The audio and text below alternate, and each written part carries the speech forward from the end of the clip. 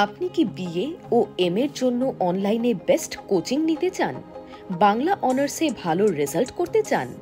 তাহলে আজই আসুন নম্বর 1 কোচিং সেন্টার প্রান্তিক গাইডে। আমাদের অভিজ্ঞ শিক্ষক ও লেখক রাজস্বী হালদার যত্ন সহকারে ক্লাস করান।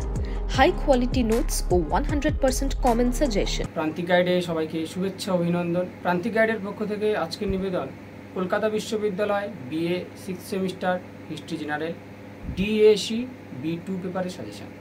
আমি এর আগে এই পেপারের পার্ট 1টা দিয়েছিলাম, আজকে দেবো part 2 history general 6th semester DAC B2 10-5-20 full সাজেশনটা আজকে দিয়ে দিচ্ছি। পার্ট 1 দিয়েছিলাম, আজকে পার্ট 2 ফুল সাজেশনটা আজকে দিয়ে দিচ্ছি। যারা 2024 সালে কলকাতা বিশ্ববিদ্যালয় থেকে 6th সেমিস্টার বা ফাইনাল এক্সাম দেবে তাদের জন্য আজকে ফুল সাজেশন ডিএসি B2 খুব গুরুত্বপূর্ণ এই সাজেশনটা। এবং এরপরে পরীক্ষার আগে আমি অবশ্যই লাস্ট মিনিট ফাইনাল সাজেশন দেবো।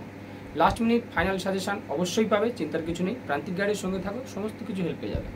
প্রান্তিক গাইডের সাজেশন ফলো করলে আশা করছি অন্য কোনো সাজেশন ফলো করার প্রয়োজন পড়বে না।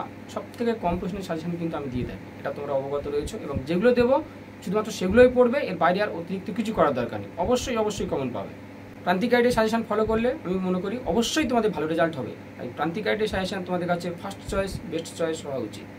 অবশ্যই সঙ্গে থাকবে। চ্যানেলে যারা নতুন অবশ্যই সাবস্ক্রাইব করে রাখো, বন্ধুদেরকে শেয়ার করো। আমি তাহলে আজকে দিয়ে দিচ্ছি 10-20-5। এর আগে আমি 5টা দিইনি পার্ট 1-এ, আজকে আমি 10-20-5 সমস্ত ফুল সাজেশনটা আজকে দিয়ে দিই। অবশ্যই সঙ্গে থাকবে। কোশ্চেনগুলো আমি বলে যাচ্ছি, অবশ্যই তোমরা খাতায় লিখে নেবে।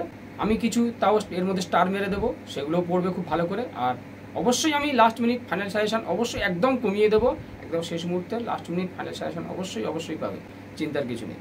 পেপারটা খুব ভালো করে পড়বে, কিন্তু এই পেপারটা যথেষ্ট ডিফিকাল্ট আছে। হিস্ট্রি ডিএসি B2 যথেষ্ট ডিফিকাল্ট আছে, অবশ্যই খুব ভালো করে পড়বে। 20 অথবা 10, 20 এবং 10-এর জন্য তোমরা লিখে নাও মানবতাবাদী আন্দোলনের বৈশিষ্ট্য। মানবতাবাদী আন্দোলনের বৈশিষ্ট্য। পরের প্রশ্ন, ষোড়শ শতকের ইউরোপীয় অর্থনীতির উপর মূল্য বিপ্লবের প্রভাব। ষোড়শ শতকের ইউরোপীয় অর্থনীতির উপর মূল্য বিপ্লবের প্রভাব আলোচনা করো। পরবর্তী প্রশ্ন, বিজ্ঞান বিপ্লব বলতে কি বোঝো? ইউরোপের ওপর এর প্রভাব আলোচনা করো। বিজ্ঞান বিপ্লব বলতে কি বোঝো? ইউরোপের ওপর এর প্রভাব আলোচনা করো। পরবর্তী প্রশ্ন, ইংল্যান্ডে শিল্প বিপ্লব কেন প্রথম হয়েছিল? ইংল্যান্ডে শিল্প বিপ্লব কেন প্রথম হয়েছিল আলোচনা করো। পরের প্রশ্ন লিখে নাও, ইউরোপের সামন্ততন্ত্র থেকে ধনতন্ত্রে উত্তরণের প্রসঙ্গে যুগ সন্ধিক্ষণের বিতর্ক আলোচনা করো। ইউরোপের সামন্ততন্ত্র থেকে ধনতন্ত্রে উত্তরণের প্রসঙ্গে যুগ সন্ধিক্ষণের বিতর্ক আলোচনা করো।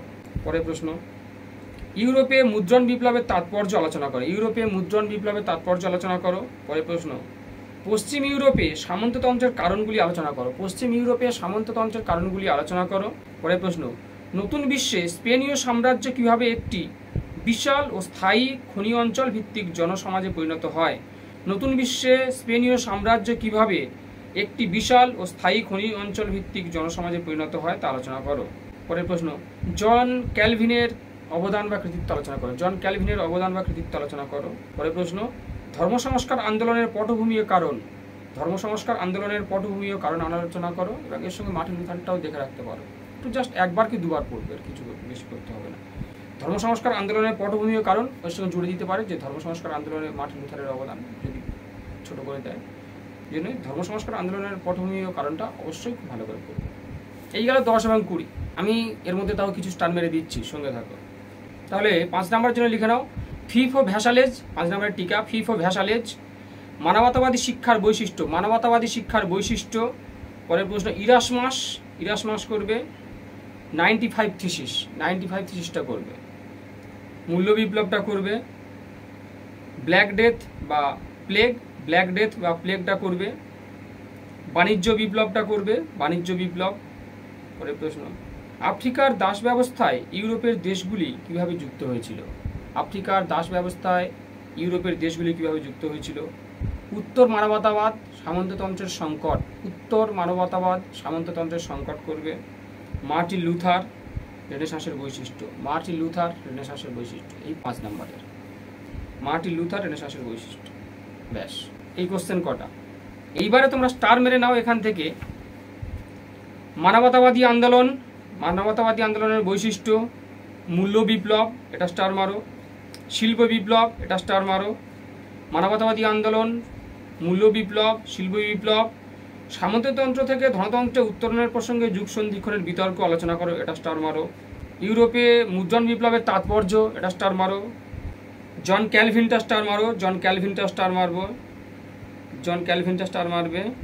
সামন্ততন্ত্রের কারণ, সামন্ততন্ত্রের কারণ, এটা স্টার মারো, সামন্ততন্ত্রের কারণ। তোমাদের তো 10 এবং 20 মিলে 3টে লিখতে হয়, তাই এই কটা অবশ্যই স্টার মেরে নাও। আমি লাস্ট মিনিট ফাইনাল সাজেশন তো অবশ্যই দেবো, সঙ্গে থাকবে।